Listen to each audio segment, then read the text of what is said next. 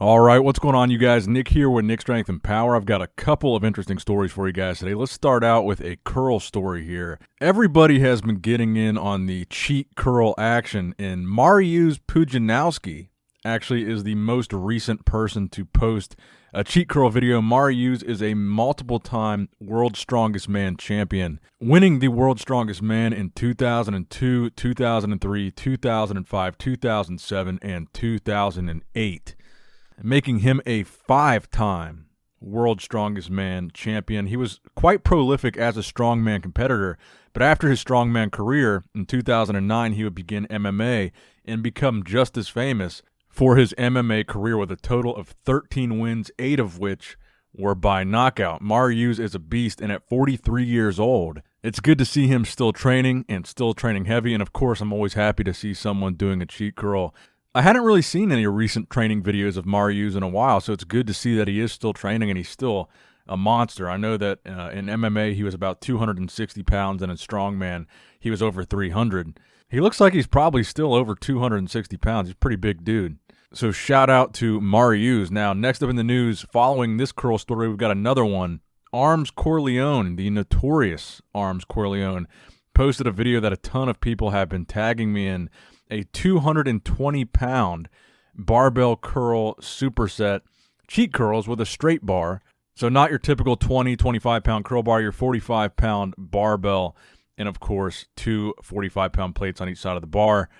And he seems to be curling it with relative ease. I mean, it doesn't look like he's struggling very much with that amount of weight. So I don't know, man. That's, again, strict curl world record, 249 pounds. He's doing 220-pound cheat curls like they're nothing. So I don't know what you guys think yet again in the comment section below. Do you guys think these plates are real? Or do you think they're fake? I don't know, man. 220 pounds. I don't know if it should look that easy. He wasn't having a very tough time with that at all. Now, the next story that I have for you guys today, a Cali Pro update. So your fourth place finisher at the New York Pro, Hassan Mustafa, one of the favorites in the lineup for the Cali Pro. Yesterday, he posted this post on his Instagram page where he said he landed in Las Vegas. By the way, the Cali Pro has been moved to Las Vegas, if you didn't already know that. Landed in Las Vegas last night for Cali Pro, but had to go to the hospital immediately.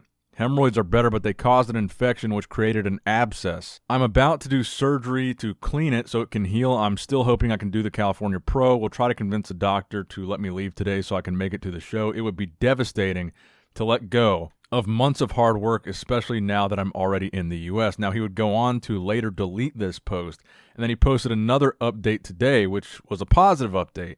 So apparently he says, "Thank God, I'm doing much better, and the doctor cleared me to do the show on Saturday. I hope I come in good shape. Thank you all for the prayers and thoughtful messages." So Hassan is definitely a favorite to win this Cali Pro lineup. Like I said, he was the fourth place finisher at the New York Pro. And he's a tremendous bodybuilder. He's got a ton of muscle on his frame. I was very impressed with how muscular this guy really was. It really came down to conditioning, which is probably why he landed in fourth. And he went on to explain that he was having these medical issues when he arrived in Tampa as well. So that could explain the conditioning and the little bit of water retention that you saw with him at the New York Pro. But I'm really happy to see this update from him that he is healthy, that he is okay, and that he is cleared to compete. Now, hopefully, there are no further complications caused by him competing, and he is truly healthy now, and he's not just competing to compete for the sake of competing, but hopefully he is actually in really good health, and I definitely wish him the best. I hope he has a good showing there. I hope he's healthy. I hope nothing bad happens to him. I think he's got a real shot at winning this show. Now, next up in bodybuilding news, Justin Luis Rodriguez. There's a physique update of him posted on the Cement Factory Instagram page, where the caption version 2.0 is currently in the mixing. Now, I don't see Justin on the Cali Pro competitor list right now. He was runner-up at the New York Pro. Some people would argue that he should have won the New York Pro. I think that him and Max Charles were some of the better conditioned guys out of that top six. And he looks insane in this picture. He looks like he could be ready to compete this weekend if he somehow gets to the Cali Pro. Now, like I said, he's not on the list right now, but if he jumped in that lineup, I think he would be a favorite to win that show as well. I mean, it's not that big of a lineup right now. So who knows? Maybe we will see him at that Cali Pro. Now, next up in the news, Flex Lewis. You get kind of a glimpse of Flex's physique in his latest Instagram stories, training with John De La Rosa. John, who just took top 3 at the New York Pro in men's open bodybuilding. And I made note of this before, that Flex looks just as big, if not bigger, than John De La Rosa. And John is a men's open competitor placing in men's open shows right now. And granted, I think John's conditioning was off at the New York Pro, hence why he placed where he did. So for Flex to be looking bigger than John, and Flex really has no track record of not coming in shape, I'm telling you guys, I think Flex is going to be a real force to be reckoned with at the Olympia. I still predict that he will be top 3 at the 2020 Mr. Olympia in men's open bodybuilding. So shout out to Flex. Now, let's go ahead and get into the meat and potatoes of this video. Probably the reason why a lot of you guys clicked on this video. So Breon Ansley today, if you guys have not already seen it, he made a video calling me out. He posted it on his Instagram story. A couple of you guys sent it to me. So Breon basically made this video responding to some of the points that I made about him versus Chris, and why I feel like Chris has the more classic physique, and why I think Chris will continue to win the Olympia based on the criteria for the judging that looks to be changing in the favor of Chris Bumstead. So Breon made a half an hour long video responding to my video, going through basically point by point of why he disagrees with me.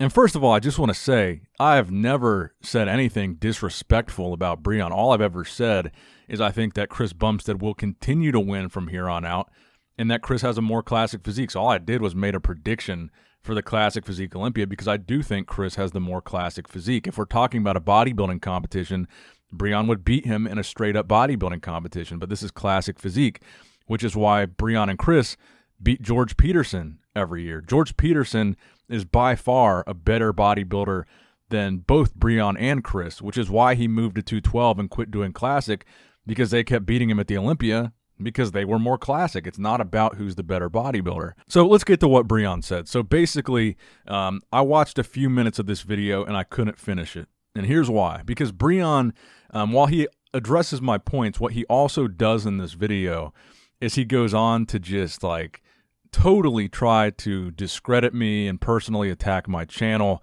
He says nobody listens to me, nobody respects my channel, nobody appreciates my channel, I'm not relevant, I'm just an outsider, my opinion doesn't matter because I'm not in the trenches like Breon and all the other pros. I'm not a guru, I'm not an expert, my opinion doesn't matter at all. So essentially I stopped watching after he said that, because he contradicts his whole point about my channel by making a 30-minute response video to something that I said, but nobody cares about my opinion. If you don't care about my opinion, you don't make a 30-minute response video.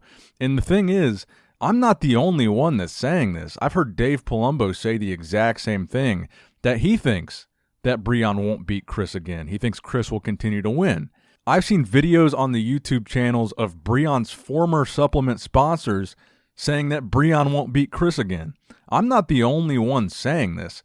But the reason why Breon is only making a video responding to me is because I'm the one that people are listening to. So he contradicts his whole point, trying to say that I'm irrelevant and all this just random personal attacks, while he's making a 30-minute response video to one of my videos. I've never personally attacked Breon. I've never disrespected him. All I've ever done is given my opinion and predictions on the classic physique division. It just really amazes me how at the end of the day, these guys get so upset with the most minimal criticism that people give them online. Their job is literally to be judged on stage for their physique. So when the fans, and that's all I am, is a fan, again, I never claim to be an expert. I'm a fan with an opinion, just like most of you guys are.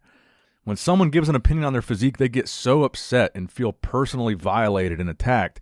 And they make all these, I'm sick and tired, honestly, of this invisible bodybuilding degree. You need to be in the bodybuilding club. You need to be a pro. You need to take gear. You need to be one of us, or your opinion does not matter. And it's this mentality that keeps bodybuilding from going mainstream. You don't matter unless you take gear. You don't matter unless you're in the trenches. You don't matter unless you're a pro. If you're not these things, your opinion just doesn't matter. We don't care what you have to say.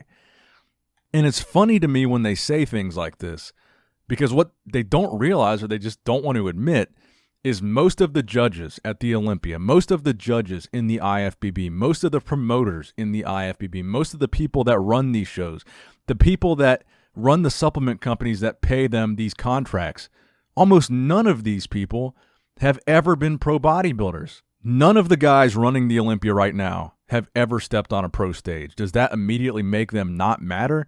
These are the people that make the sport so great. 99.999% of the fans are not pro bodybuilders, and a large majority of them also don't take gear. Does that mean you guys just don't matter and your opinions just don't matter because you're not part of this club? You don't have this imaginary bodybuilding degree that you need to be able to have an opinion on bodybuilding? It just really rubs me the wrong way when people have this mentality and they talk like that. And I can see why a guy like Louis Marco retired and left the bodybuilding industry, because it can be so toxic. These guys, some of these guys, I should say, not all of them, have such a toxic, I'm better than you mentality because you're not one of us. You don't matter.